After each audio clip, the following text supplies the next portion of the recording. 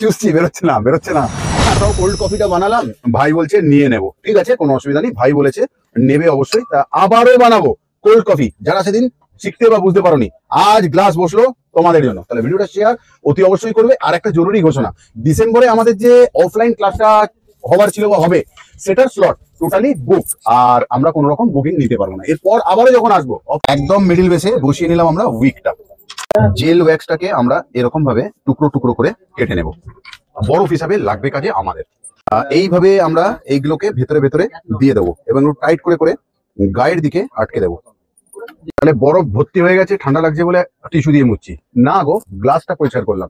তাহলে এবারে আমরা অ্যাড করব সোয়া ওয়্যাক্স সফট, যেটা আমাদের কাছে গলে গেছে। কিন্তু একটা জিনিস অ্যাড করতে হবে, সেটা হলো বুস্টার। কেন বলতো, যখন ক্যান্ডেলটা, কফি ক্যান্ডেলটা জ্বলবে, তখন যেন গন্ধ ছাড়ে। পোরিং কাপে আমরা তরল সফট সোয়া ওয়্যাক্স অ্যাড করব, ডার্ক করে ব্রাউন 10 ড্রপ, 2 3 4 5 6 15 ড্রপ আমরা কফি এসেন্স। তাহলে ভিডিওটা শেয়ার করো এক্ষুনি, কারণ যারা যারা দেখুক তারা যেন শিখতে পারে। খাবে না স্ট্র দিয়ে, চয়েস তোমার, কিন্তু দেখতে ভালোর জন্য তোমায় দিতেই হবে। চ করে ঢুকিয়ে দেবে এর ভিতরে, মোটামুটি ছোটখাটো মুড়ে নেব। থাকে 5-6টা থাকে। এবার আপনি যদি সিলেক্ট করে নেন, সেখানে বড় মোল্ড যদি হয় 4-5টা। কফি ক্যান্ডেল হবে আর কফির দানা থাকবে না করছি, সেটা কিন্তু উচিত নয়, ঠিক আছে? কারণ হচ্ছে আমি সফট সোয়া ওয়্যাক্সকেই হার্ড করবার চেষ্টা করছি, জাস্ট একটু কফি বিনস গুলো বানানোর জন্য।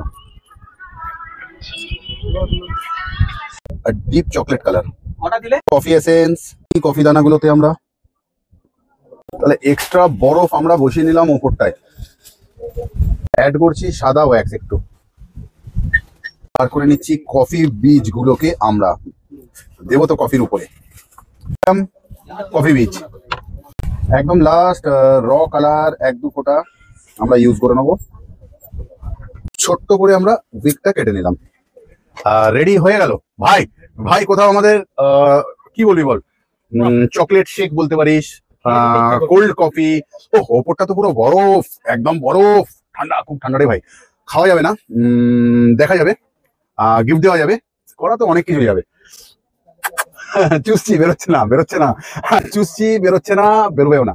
আজ যাই, আবারও আসবো ফিরে তোমাদের ভালোবাসার দুনিয়ায়। ততক্ষণের জন্য ভালো থেকো, সুস্থ থেকো সবাই।